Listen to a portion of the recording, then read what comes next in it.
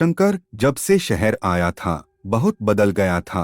छोटे से गांव से आया एक सीधा सादा युवक शंकर वहां के सम्मानीय गिरिजा पंडित जी की पहली औलाद। बड़े सपनों से पाल पास के शहर पढ़ने भेजा था उन्होंने, पर अब उसे कोई देखे तो पहचान भी न सके। उसकी वेशभूषा ही नहीं बदली थी, केवल रंग-ढंग, बोलचाल, यहाँ तक कि उसने अपना नाम भी बदल डाला था। लोग उसे अब शेंकी के नाम से जानते थे। कॉलेज के कुछ हुड़दंगे लड़कों के ग्रुप का नेता था वो। कहीं किसी को पीटना हो, छेड़छाड़ करनी हो, सबसे आगे रहता। लड़कियों के आगे इतना भोला बन जाता कि वो उसके जाल में फंस ही जाती।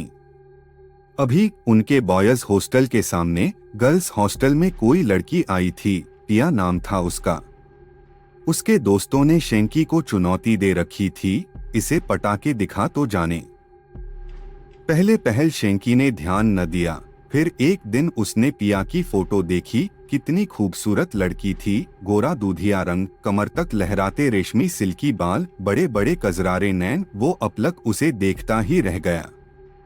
अब तो उसके मन में भी इच्छा जगी कि इस लड़की से तो दोस्ती करनी ही पड़ेगी, जिसे देखते ही पहली नजर में उससे प्यार हो गया था उसे। शेंकी सुबह शाम गर्ल्स हॉस्टल के चक्कर लगाता, पर उसे साक्षात कभी न देख पाया। फिर किसी दोस्त ने बताया कि वो सामने वाले प्रदर्शनी पार्क में सुबह शाम जॉगिंग के लिए जाती है। शेंकी को उससे मिलने की बहुत बेताबी थी। पहुंच गया सुबह वहां, जैसे तस्वीर में थी उससे कहीं ज्यादा खूबसूरत थी वो। शेंकी उसके आसपास मंडराता रहा, पर उसने आंख उठा के भी उसे न देखा। बहुत परेशान हो उठा था वो। ये कैसी लड़की है, शायद पहली है जो उसके जाल में फंसने से बच रही थी। इसने तो आंख उठा के भी उसे नहीं देखा। ऐसे कैसे? शेंकी के अहम को बहुत चोट पहुंची इस बात से। वो चिड़चिड़ाने लगा था। अब बात बात में खूंखार हो उठता, चाह के भी पिया की बेरुखी उसे सहन न होती। जितनी कोशिश करता उसे भुलाने की, वो और ज्यादा दिमाग में आती। एक दिन हल्का शाम का धुंधलका छाने लगा था और वो पार्क में घूम रहा था कि पीछे से किसी आवाज ने उसके बढ़ते कदम रोक दिए। एक सुरीली मीठी सी आवाज उसे पुकार रही थी, हेलो शेंकी। वो पीछे मुड़ के देखने ही वाला था कि आवाज ने उसे रोक दिया। पीछे मुड़ के मत देखना कभी भी।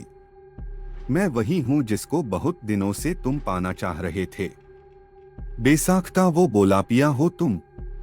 वो सुरीली आवाज में हंसी, क्या बात है, दाद देनी पड़ेगी तुम्हारी। लेकिन ध्यान रखना, कभी मुझे पीछे मुड़ के न देखना। तो आप मेरे बराबर आ जाइए न, शेंकी ने अनुनय की। नहीं, ऐसा नहीं हो सकता, वो बोली। क्या मैं इसका कारण जान सकता हूँ? वो दबे स्वर में बोला। इतना बोलने वाले मुझे पसंद नहीं। पीछे से आवाज का सुरीलापन कम होता जा रहा था। आहान नहीं, पीछे मना किया न, बार बार चेतावनी नहीं दूंगी। अचानक शेंकी को कोई मजबूत हाथ अपनी गर्दन पर महसूस हुए। छोड़े, वो गिड़गिड़ा उठा। हाथों की पकड़ धीमी हो गई। शेंकी बहुत डर गया था। गहरी गहरी सांस लेता वो आगे बढ़ने लगा। थोड़ी दूर जाने पर उसे लगा कि अब उसके साथ शायद कोई नहीं था, लेकिन पीछे देखने को मना था, इसलिए वो सीधा कमरे पर जाकर बिस्तर पर औंधा गिर गया। शेंकी बहुत डर गया था उस दिन। कुछ दिनों वो पार्क नहीं गया। मन में अकुलाहट थी कि ये पिया ही थी या कोई और थी। हिम्मत बटोर आज फिर वहीं चल दिया।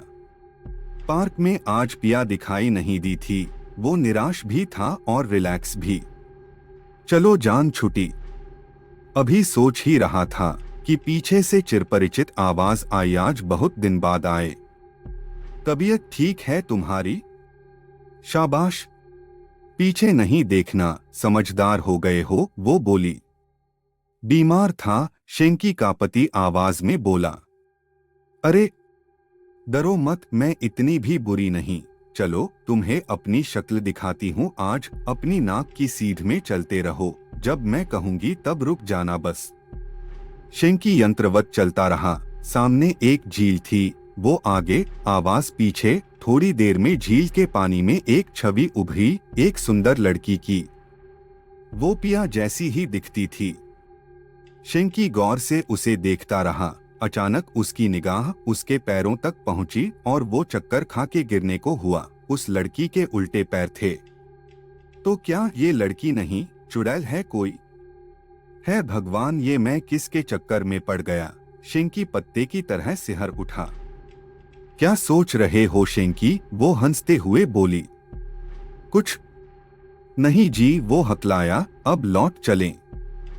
अरे इतनी जल्दी? अभी तो मिले ही हैं। शक्ल अच्छी नहीं लगी क्या मेरी? वो बोली। नहीं नहीं, शेंकी ने कहा तो वो ठहाका लगा के हंसने लगी। शेंकी अब बुरी तरह उसके जाल में फंस चुका था।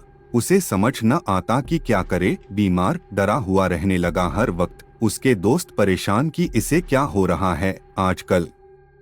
एक दिन सोते हुए वो कुछ बड़बड़ा रहा था और उसके प्रिय मित्र ने सुना। वो रोते हुए पिया से खुद को छोड़ने की गुहार लगा रहा था। उसने अगले ही दिन शेंकी के पिताजी को टेलीफोन पर सूचित किया कि शेंकी किसी आत्मा के चक्कर में फंस गया है, आप उसे संभाले आकर। अगले हफ्ते अपने पिता को अचानक आया देखकर शेंकी को बहुत सुखद आश्चर्य हुआ। वो उनसे लिपट के फूट फूट के रोने लगा। उसने कहा, पिताजी मुझे बचा लें, आइंदा कोई गलत काम न करूंगा।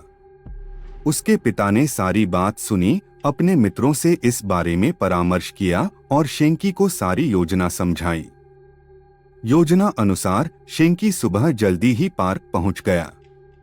थोड़ी देर में वो आवाज आई और वो लड़की उससे बातें करने लगी। आज फिर उसने शेंकी को सीधे अपने बताए रास्ते पर चलने को कहा। शेंकी चुपचाप चलता रहा। वो दोनों एक वीरान खंडहर तक जा पहुंचे। हवा की सनसनाहट, सूखे पत्तों की चिरचिराहट उस जगह को डरावना बना रहे थे। कुछ चमगादड़ उड़कर शेंकी के कान के पास से तीर की तरह निकले। वो डर गया। वो लड़की उसे उस वीराने में लाकर पटकने वाली थी कि शेंकी फुर्ती से पीछे मुड़ा और असावधानी में वो लड़की उसे कुछ न कह पाई। मामला समझ आते ही वो गुर्राई, तुम पीछे कैसे मुड़े? मैं तुम्हारा खून पी जाऊंगी। इतने में ही उस चुड़ैल बनी लड़की को शेंकी के पिता और कई पुलिस वालों ने घेर लिया। इस अप्रत्याशित हमले के लिए वो तैयार न थीं। पुलिस को उसने बताया कि उसके पिता गरीब थे, ठेला लगाते थे। पुलिस को उसने बताया कि उसके पिता गरीब थे, ठेला लगाते थे। एक बार किन्हीं रसूखदारों ने उनसे उनका ठेला छीन लिया, उन्हें मार डाला। तब उनका परिवार भूखे मरने लगा और तब से उसने ये उल्टे पैर लगाकर चुड़ैल बन लोगों को लूटना शुरू किया। वो मानव अंगों की तस्करी भी करवाती थी। उसके बताने से समाज के कई इज्जतदार लोगों के नाम भी सामने आए। शेंकी ने अब तौबा कर ली थी कि पढ़ने आया था शहर, बस पढ़ूंगा, बाकी फने खान नहीं बनना अब।